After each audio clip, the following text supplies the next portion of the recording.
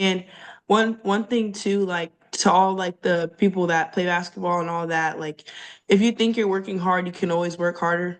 Like I would say what really shifted my mindset was just like being humbled. Like my junior year, I didn't really play that much. I mean, I was on the bench and I averaged like 4 points. And then my senior year, I think I averaged like eight or no, I think I averaged like eight. Hmm. So I just like going from being a role player to like starting and stuff, like you just have to put in like a lot of work to see your work actually come to life. Like you have to put in like work every single day. And like you can always work harder than what you're doing. Cause trust me, when you're not in the gym, somebody is. Yeah, I was gonna say that. People always just tell me like when I'm sitting down, somebody could be in the gym right now, getting better than me. So Oh my god, yeah. And when you take a pic, I like the way you pose a special way. Can deal with petty shit, I never let drama get in the way. And you can deal with none of your problems, cause you rather run away. It hurts the most when your family tend to be your biggest pain.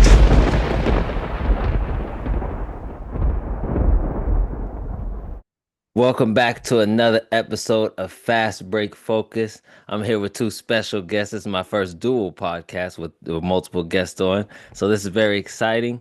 And we have a couple of former Coach Kendall, Uncle Kendall. He's a very, very reoccurring guest at this podcast. We love Uncle Kendall.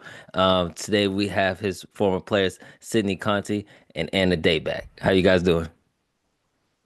How how are are you? you? I'm doing well. I'm doing well. I understand that Anna, you just finished your senior or your freshman year. I'm sorry, at Avery University, and Sydney, that you are starting. You just finished your senior year, right? And Yeah, you're off headed to JUCO Westfield. Wake Tech. Wait Tech, that's the one. That's the one. Yes, thank you for that. Um, I mentioned Uncle Kendall a little bit. Can you guys just speak on playing for him just a little bit, just to touch base about your relationship with Uncle Kendall? I'm sorry. Um, I would describe Kendall. There's one word I would use, and it's grateful because I'm really grateful that I met him. Honestly, he turned my life around when it comes to just being a better person and with basketball. Like he really was a great like leader and he really like showed me how to be a leader because I feel like that was my biggest flaw. Like going like I could always be like a good scorer and stuff, but my leadership really took a different like step up when I met him, honestly. Yeah, like she said, he's helped me gain so much confidence and like he's given me so many opportunities. So I'm really glad I met him too, That's like really she nice. said. Well, he's gonna see this, so yeah, I'm pretty sure he's gonna smile when he sees that. So, just to touch base, Anna, you just finished your freshman year. Can you speak a little bit more about your freshman year, how it went, the differences from high school to college? Right. It was very much a big step. It's a lot of things I learned, a whole lot of things I learned off the court, on the court. Um, a lot of opportunities that I wouldn't expect. We deal with a lot of injuries, so I got a lot of, experience that I probably wouldn't have expected as a freshman. Right, So, yeah. definitely. What's one of the challenges you going from high school to college that you noticed? I would say balancing school, practice. I mean, it's not just practice, workouts, weightlifting, study hall. It's a lot. So just that. And just to touch base, because a lot of people talk bad about D3, like they don't work hard, that the workouts is easy stuff. Can you just speak on that? Because I know college workouts are not fun, especially at the Yeah, 5 a.m., 6 a.m.s. right. We were up at 5 a.m. lifting. I mean, there was one workout, we were just on the track, just doing like bear crawls. Like it was crazy, but it was good work. I know that's right. I know that's right. And now, is there any advice that you've given Sydney? I know you guys are really close. Is there anything you told her just like, hey, college is different? Yeah, I mean, really like off the court stuff, like it's gonna be a lot more than high school. High school, the classes weren't so much a lot of work, but it's a lot of balance. Just like I said, workouts, you gotta find time for the most important things and just balancing everything. Right. And just to touch base with you a little bit, Sydney, what are some things that you are looking forward to when you go into your next stop at JUCO? Honestly, I am really looking forward to just playing in a new environment and getting to further my basketball career because I never thought I would be able to play college basketball. I mean, I feel like this year I kind of turned the page when it came to like being timid and kind of having that like reserved part to myself. And I kind of broke out the mold this year and kind of had a really big senior season. So I'm just happy to like continue that growth and continue my progression throughout the next year into JUCO. So, what? Just touch base about your senior year, just a little bit. What did it learn? You said you learned how to be a leader from Uncle Kendall, and that helped you in your senior year. What does those leadership things look like when it comes to your senior year versus being a junior and there are seniors already on there that are the leaders technically. Yeah. So, I mean, my junior year, I had just came back from not being on the team my sophomore year. I had just came back to a program that was already developed. So I didn't have much of a voice my junior year, but I kind of took that as motivation to work harder my senior year and get more playing time and just have a better voice. Like my senior year, I would say we had 9 seniors, Mm, and I noticed that out of the 9 seniors, like we were kind of the heads of the team. And I realized I needed to be more vocal because this is the last time that we're all going to be able to play together. And this is the last time that we would ever be able to compete for something that we competed for.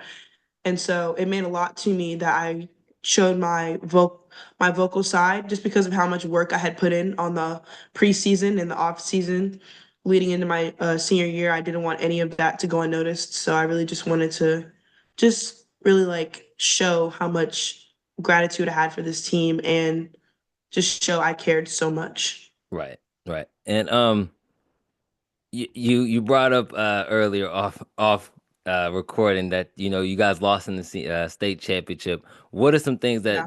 that taught you, that loss specifically? Because I always believe that there's a lesson in losses. Yeah. I mean, somebody has to lose. So I'll say that. I hate losing. I hate losing. I mean, Coach Kendall could verify that, but I really do hate losing. I think that in that loss, though, what that taught me was that at the end of the day, you only have who you came with.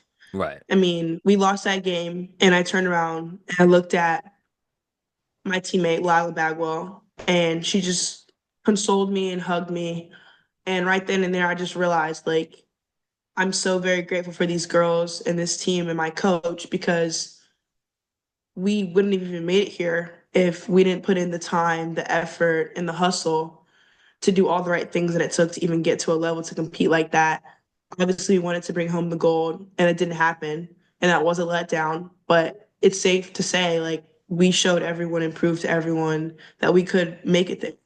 And when you lose in a game like that with 2 seconds on the clock by 2 points Mm, on a single play, it shows like we were supposed to be here.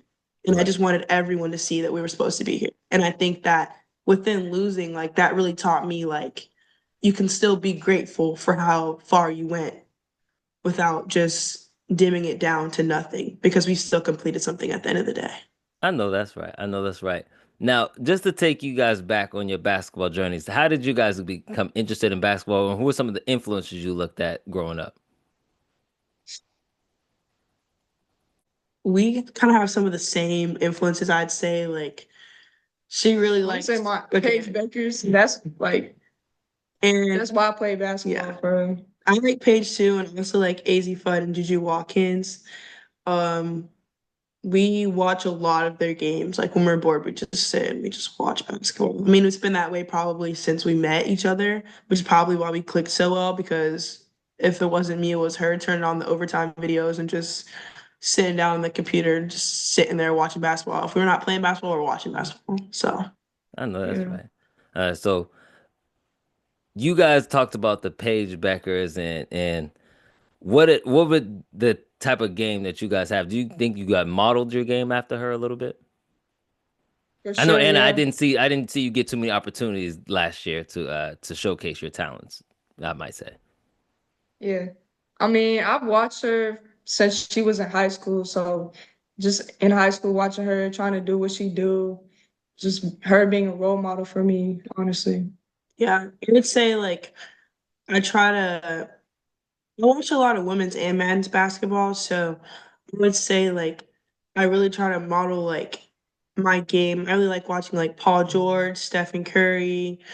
Like I obviously we're both shooters, but I Hmm. like to, shoot off the dribble a little bit, and the James Harden too is a really big one for me. Like I just love like shooting off the dribble and just being able to create my own shot. Like I really like him, Russell Westbrook. Like I really like to model my game after them, and it means a lot to me to be able to like watch basketball and then recreate it. Um, and you decided to transfer after your freshman year, and I know transferring and the transfer portal is a huge topic right now in Yeah. college basketball. What ultimately led to your decision to transfer?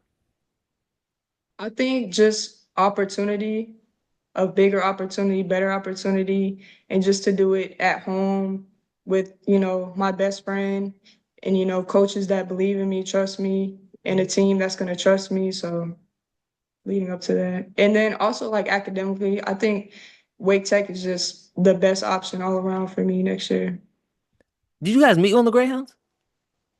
No, No. we met my 10th grade Yeah, her freshman. sophomore and my freshman year, we were Yeah. all in Wakefield varsity together, and then I played for Coach Kendall on a different team, and then he Mhm. brought me to the Greyhounds, and I brought Anna, and I brought my other teammate, and another one actually. I brought three of my teammates over to the Greyhounds, and Dang, we y'all would just took just over, didn't y'all? yeah. Yeah. I mean, he put a lot of trust in me, but I really feel like we just had a type of bond where like he trusts me like that, so and I trust him the same way. Right, right. Um, so transferring, you guys playing together, is there some things that you guys are like, okay, now that I got my dog with me, she knows how she knows how I like to play. I know how she likes to play. Can you guys speak on the just the chemistry on the court that you two feel like you guys have? Yeah, I think that chemistry coming into the college level will take us a long way. I mean, we really know how each other play. We know how to find each other on the court, things like that. That can take us really far in the season. And another thing too about it is that it's not even just about how we play together, but I've never met somebody that embodies my work ethic as much as Anna does. And I mean that 100%. Like every single day this summer we were in the gym. And that's not a like overreaction at all. We're in the gym at 5:30, we're in the gym to 6 p.m. at night. Like I've never met anyone that has that same work ethic as much as we like she does. And it matches me perfectly. And I think coming into this team, we're trying to create a new team under a coach that didn't really recruit any of his players from last year. And so he's kind of starting fresh with this rebuild. It's really like embodies like a different type of flow that we're bringing to the team. Like our work ethic, I know that that's going to transpire into the team and it's going to promote everybody else to get on the same page if they're not already on it. So I'm 100% ready to see where this takes us. And I know that along every single step of the way, like I have my best friend here with me. Sydney, I don't know if you how far you want to take this basketball thing, but apparently you're a good recruiter. You was able to recruit a whole AAU Yeah. team. You was able to recruit your best friend to go to college with you. That's pretty good. That's really good. Um, People trust me. I know that's right. And speak of just coming home a little bit, you was a little bit. How far away was you from home in Virginia? Like an hour and a half, Oh, you right went over too the far. border. Oh, you went Yeah, too not far. too Too bad. far. You're too far. So yeah, Yeah, you still come home for the home cooked meals and all that type of stuff. yeah, yeah, yeah. Yeah. So, Yeah, what does just it mean being coming home, home? like, yeah, being home, Raleigh, I mean, I don't know, it's just good, good to play, you know. Shabazz. Oh yeah, all my trainers are here. Like, Hmm. I just go up the road to the gym, get some work in, no matter what time of day. Go to Wake Tech, just work out. We just go work out after they end school Yeah. with the coaches, with the team. So Our trainer's really flexible. yeah, Elijah Shabazz, he always makes sure to get us in the gym every time Anna comes home. Like even if it Hmm. impedes his schedule, he never makes a big deal about it. Like we have a workout group. It's like me, Anna, Tez, Chris Harris, and our trainer Elijah. Like he constantly gets us in the gym no matter what. yeah. Dang, Sid, you just put them out there, huh? You're a good recruiter, man. I'll tell you that much. If basketball stops for you, once basketball stops for you, you need to look into recruiting because you know how to sell it. So what are some of you guys' interests outside of basketball? Because a lot of people see basketball players and they feel like, that's all that's all they do and there's nothing. But I understand, Sydney, that you play flag football. I want you to speak about that a little bit too. I heard I about did. that. I did play flag football. Our coach actually didn't let us play senior year just because it was so important that we go to the chip, and I Hmm. completely understood. I respect that. But my junior year, we actually did play flag football. A lot of people on my basketball team, and we won the title for the county champs. We beat out like I think 62 teams, something like that, and we brought home the Heisman Trophy on the Saturday that we had won the bowl or whatever. And it was a really like thrilling experience because I know that it meant a lot to like young girls like everywhere. And Hmm. they actually I think they sanctioned it this year because of us. Because we actually like had a really good turnout and it brought a lot of money and like a lot of girls wanted to do it. So I'm really like a diverse person. We fish all the Yeah, time. we love to fish. Oh That's our wow. thing. Yeah, Yeah. we fish. So Anna, before you answer, now you was in college, so I know that balance has to be a little bit more challenging for you. Can you speak on like how you were able to do your hobbies while also playing basketball and going to school and stuff? Yeah, I mean, sometimes you gotta work your hobbies into your schedule. So just hanging out with my teammates, building chemistry. I mean, fishing sometimes, when I can. Country girl, huh? City girl. I know that's right. Well, Sydney, what are some of the things that college, not just college basketball, just in college in general, that you're looking forward to?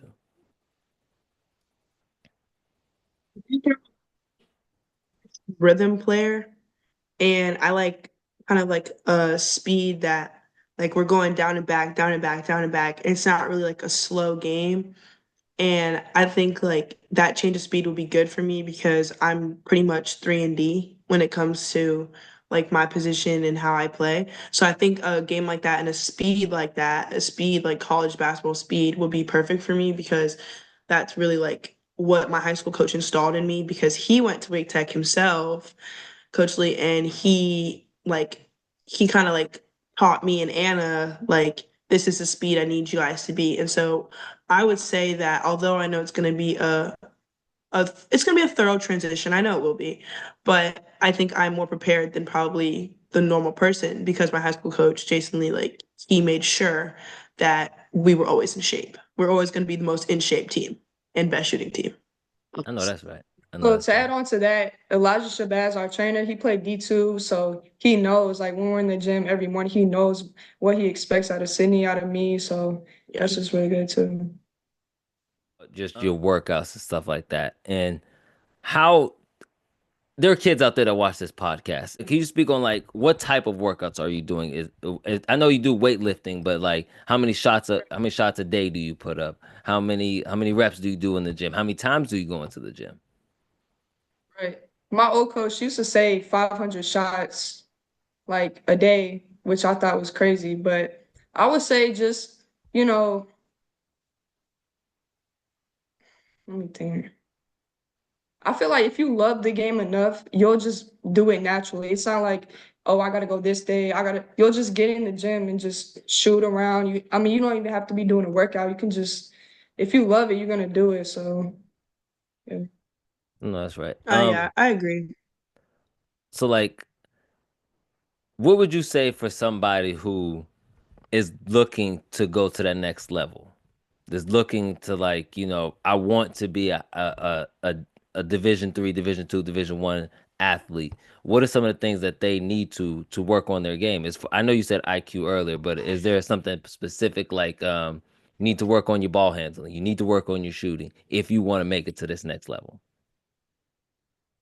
Think the most overlooked thing is like all the small things, communication, simple things like just counting out lines when you're running, talking to your teammates. Like, it's not like you have to focus on one thing. You can do a lot of small things that will help you get to the next level.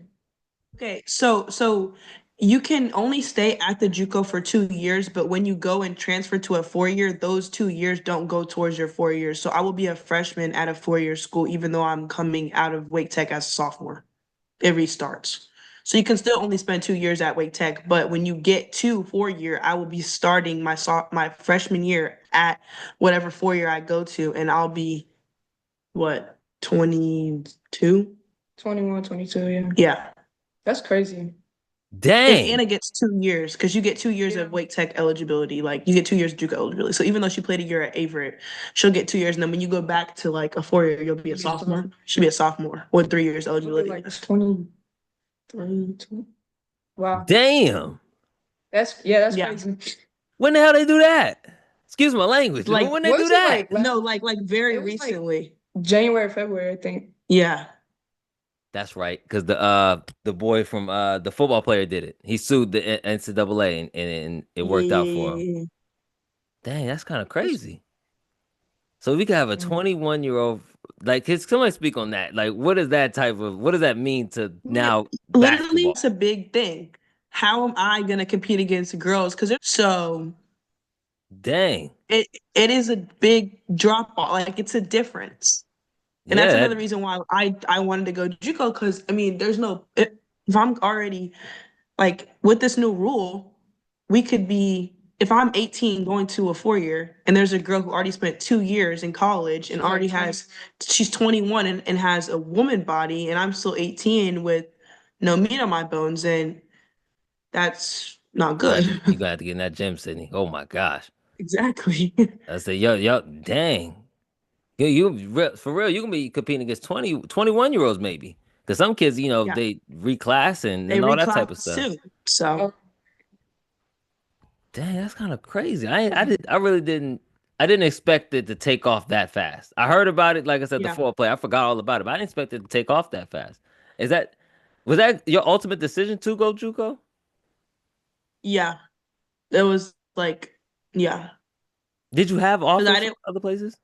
I didn't want to go D3, and only thing I had got was like some like JV D2s, and then like maybe a walk-on situation with LR, but I wasn't really trying to do that. So That I was a just business decision, automatically huh? chose. Yeah. Smart decision, huh? That was a Yeah. really smart decision. And I committed right before like the transfer portal opened. So like my spot is secure at Wake Tech, like because we got like a whole bunch of transfers after me and Anna committed. I think it was like four more we got after that were like old girls. Like they're old. They're like 20. Thanks, and you a thinker. How did you see that coming? I mean, I just thought like realistically, I was like, I don't really want to be stuck at a school I don't want to be at. And then this new rule comes out and all these girls are transferring that are bigger than me to this school or that school. And I'm like, I can probably shoot you out the gym, but you can move me. So Dude. like it's true. Like, and in 2 years, I'll probably be built like that too, but they're 2.5 years older than me. So This has been my most interesting I didn't interview. even I have absolutely never heard somebody say I wanted to go JUCO because of these reasons. I've never heard it. I know that's actually very smart. I ain't even gonna lie to you. That's actually yeah. very smart. You came up with yes, like what? I could tell y'all the best friends for sure. That is hilarious. Like what? Then really the last thing I really have for you before we move on to our next segment is I always do end off with a quote. I need somebody that, I need you guys to give a quote that you want the people to think about, something that means a lot to you. I know, I know, I know. Now I need one from each of y'all. I need one from each of you. Don't I Okay, can't okay, I use have one for mine. the same Well, one. yeah, think about yours because I got mine. But I'm trying to think exactly what it is. It's like there comes a day in I know what you're talking about. yeah, you know what I'm talking about. There comes a day. A quote. I'm trying to think. There comes a day in winter where What? you'll ask what you did all summer. Yes, that literally is a Oh, quote. Coach Lee, yeah, Coach Lee did say that. I need you to break that one down. I don't know. I've never heard that one. I don't think anybody else has heard Like that one. That's when we watch. wait, am I gonna explain it on there, or you want me to explain it to you right now? Yeah, I want you to explain it right now. I never It heard that it one. means like It means like if you don't do anything all summer, you just sit on your butt, sit on your ass, you're not gonna be good at all when it comes time to get to it in the games. Like you don't put in no work in the preseason, you're not gonna get your reward. No risk, no reward, basically. Proper preparation prevents poor performance. I There think. we Yeah, go. that is what it I like is. that. That's a good one. Then break that down a little bit. I want you to dissect that one a little bit. You gotta prepare. You gotta be prepared. You gotta come prepared. You can't just step out on the court not doing nothing. You gotta believe in the time, the work you put in to be great. I know that's right. I know that's right. Just doing small things like that. I know that's right. Now, is there anything that you guys would like to say to the people at home? Is there anybody you want to shout out? Is there anything that's coming up that you want to shout out before we end this pod? Shout out. Wait. I wanted to say what? I was just gonna talk about the championship. UConn, that's my team. So Gosh, we I oh was they my, gonna might be say, I was gonna say, I want to shout out ABG basketball. That's who oh we yeah. train with. Always be great. Always be great. Our little training group, like we're just like really like together, and like we definitely wouldn't be here. And Cam Scott, Sniper Academy, and Coach Kendall. Like those are our three biggest like groups kind of like that have helped us get along this way. And one thing too, like to all like the people that play basketball and all that, like if you think you're working hard, you can always work harder. Like I would say what really shifted my mindset was just like being humbled. Like my junior year, I didn't really play that much. I mean, I was on the bench and I averaged like 4 points, and then my senior year, I think I averaged like 8 or 9. I think I averaged like 8. hmm So I just like going from being a role player to like starting and stuff. Like you just have to put in like a lot of work to see your work actually come to life. Like you have to put in like work every single day, and like you can always work harder than what you're doing. Because trust me, when you're not in the gym, somebody Yeah, is. I was gonna say that. People always just tell me like when I'm sitting down, somebody could be in the gym right now, getting better than you. So it's I know. important. One quote I heard that is on very on par with you guys is there's over 500,000 seniors and there's only 5,000 scholarships being given out every year. So when you're not working, there's 499,999 kids that are working. And that's the only thing I'll leave it with. And I appreciate you ladies so much for jumping on the pod. This has been a special edition, a dual episode. I never really had two guests on at one time. And I appreciate you guys. I know it was a tough time getting us all together. We have a lot of failed For attempts, but having us. Yeah, thank you so much. thank you guys. And I really appreciate you guys. And anytime you guys want to come back, you're more than welcome. You guys have open invitation, especially being Greyhounds. Always, give For love to the sure, for Greyhounds. sure. Thank you. You're more than welcome. Thank you guys.